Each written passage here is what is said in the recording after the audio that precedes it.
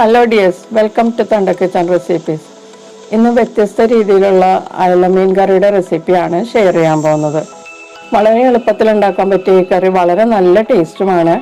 ചോറിൻ്റെ കൂടെയും പുട്ടിൻ്റെ കൂടെയും അപ്പത്തിൻ്റെ കൂടെയൊക്കെ കഴിക്കാൻ പറ്റും. കണ്ടാൽ കൊതി വരുന്ന ഈ കറി എങ്ങനെയാണ് ഉണ്ടാക്കുന്നതെന്ന് നോക്കാം. ഞാനിവിടെ 3 അയല ക്ലീൻ ചെയ്ത് വെച്ചിട്ടുണ്ട്. പകരം നിങ്ങൾക്ക് മത്തി വേണമെങ്കിലും ഉപയോഗിക്കാം. പിന്നെ 2 വലിയ സവാള സ്ലൈസ് ചെയ്ത് വെച്ചിട്ടുണ്ട്, 2 പച്ചമുളക് എടുത്തിട്ടുണ്ട്, ചതച്ച ഇഞ്ചി വേണം കുറച്ച്. പിന്നെ ഞാനിതിൽ പുളിക്കായിട്ട് ഈ ചെമ്മീൻ പുളി, വിലിമ്പി പുളി എന്നൊക്കെ പറയില്ലേ, അതാണ് ഉപയോഗിക്കുന്നത്. ഇപ്പോൾ ഇതിൻ്റെ സീസണാണ്. നല്ല വിളഞ്ഞ പുളി എടുക്കണം, മൂത്ത പുളി, അതാണ് നല്ലത്. അരപ്പ് തയ്യാറാക്കാനുള്ള മുളക് ഞാൻ എടുത്തിട്ടുണ്ട്. ഇത് കുതിർത്തി വെച്ചിരിക്കുകയാണ്, 2 മണിക്കൂർ വെള്ളത്തിലിട്ട് കുതിർത്തിയതാണ്.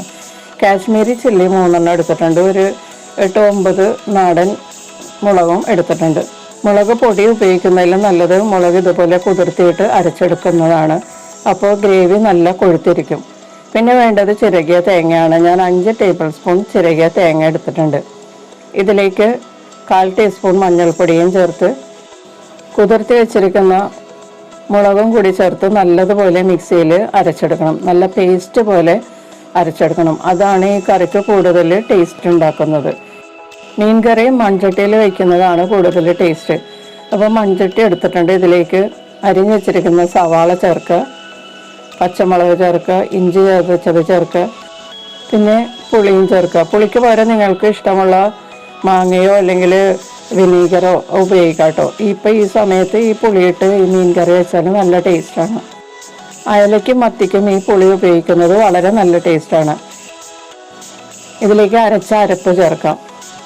ജാറിൽ പറ്റിയിരിക്കുന്ന അരപ്പ് കുറച്ച് വെള്ളത്തിൽ അഴിപ്പിച്ച് ഇതിലേക്ക് ചേർക്കാം. അരപ്പ് ഒന്ന് മിക്സ് ചെയ്ത് കൊടുക്കാം. കുറച്ച് വെള്ളം ചേർത്ത് ഒന്ന് മിക്സ് ചെയ്ത് കൊടുക്കാം. കറിക്ക് ആവശ്യമുള്ള ഉപ്പ് ചേർക്കാം. ഇതിലേക്ക് 1 ടീസ്പൂൺ വെളിച്ചെണ്ണയും കൂടി ചേർത്ത് മിക്സ് ചെയ്തതിന് ശേഷം മൂടി വെച്ച് ഇതിലെ പുളിയും സവാളയൊക്കെ നല്ലതുപോലെ സോഫ്റ്റ് ആവുന്നത് വരെ വേവിക്കാം. അപ്പോൾ ഈ ഗ്രേവിയൊക്കെ ഏകദേശം പകുതി വറ്റിക്കിട്ടും.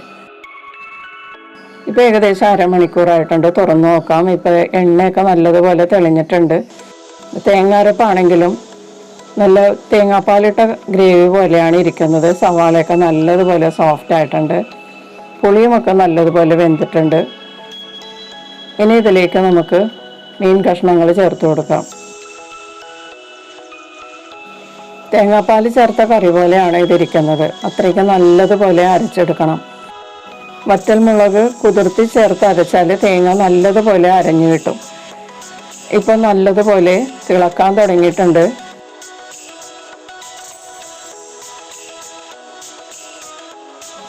ഈ ഗ്രേവിയൊക്കെ ഒന്ന് മിക്സ് ചെയ്ത് മീൻ കഷ്ണങ്ങളിലേക്ക് സ്പൂൺ കൊണ്ടൊന്ന് കോരി ഒഴിച്ചു കൊടുക്കാം.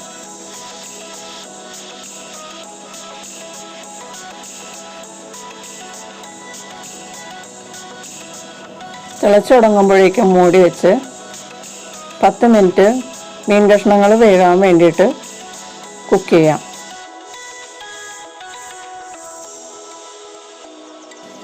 പത്ത് മിനിറ്റിന് ശേഷം തുറന്ന് ഒന്ന് മിക്സ് ചെയ്ത് കൊടുക്കാം. സ്പൂൺ കൊണ്ട് ഇളക്കരുത്, നമ്മൾ ചട്ടി ഒന്ന് ചുറ്റിച്ച് കൊടുക്കണം. മീൻ കഷ്ണങ്ങൾ പൊടിയാതിരിക്കാൻ വേണ്ടിയിട്ട് ചട്ടി ഇതുപോലെ ഒന്ന് ചുറ്റിച്ച് കൊടുത്താൽ മതിയാകും. അപ്പോൾ ഗ്രേവിയൊക്കെ നല്ലതുപോലെ ഒന്ന് മിക്സായി കിട്ടും. ഇപ്പോൾ അയല മീനൊക്കെ നല്ലതുപോലെ വെന്തിട്ടുണ്ട്. എണ്ണയൊക്കെ നല്ലതുപോലെ തെളിഞ്ഞിട്ടുണ്ട്. കുറച്ച് ഗ്രേവിയുള്ള മീൻ കറിയാണിത്. ഇത് അപ്പത്തിൻ്റെ കൂടെയും പുട്ടിൻ്റെ കൂടെയും ചോറിൻ്റെ കൂടെയൊക്കെ കഴിക്കാം. ഗ്രേവിക്ക് നല്ല ടേസ്റ്റാണ്. ഇത് കുറച്ചുകൂടി തിക്കായിട്ട് വേണമെന്നുണ്ടെങ്കിൽ ഒരു 5 മിനിറ്റും കൂടി കുക്ക് ചെയ്താൽ മതിയാകും. ഈ മീൻ കറിയിൽ ഇട്ട പുളിക്കഷ്ണങ്ങൾക്കൊക്കെ നല്ല ടേസ്റ്റാണ്. ഈ സമയത്ത് പോരാത്ത ഉപ്പ് ചേർത്ത് കൊടുക്കാം. ഇതിൽ കുറച്ച് ഉപ്പ് പോരായ്മയുണ്ട്, അതുകൊണ്ട് ഞാൻ കുറച്ച് ഉപ്പ് ചേർക്കുന്നുണ്ട്. എന്നിട്ടൊന്ന് പതിയെ ഒന്ന് മിക്സ് ചെയ്ത് കൊടുക്കാം. മൺചട്ടിയിൽ കുറച്ച് നേരം ഇരുന്ന് കഴിയുമ്പോൾ ഈ ഗ്രേവിയൊക്കെ ഒന്നുകൂടി തിക്കാവും. അപ്പോൾ കറക്റ്റ് പാകമായിരിക്കും.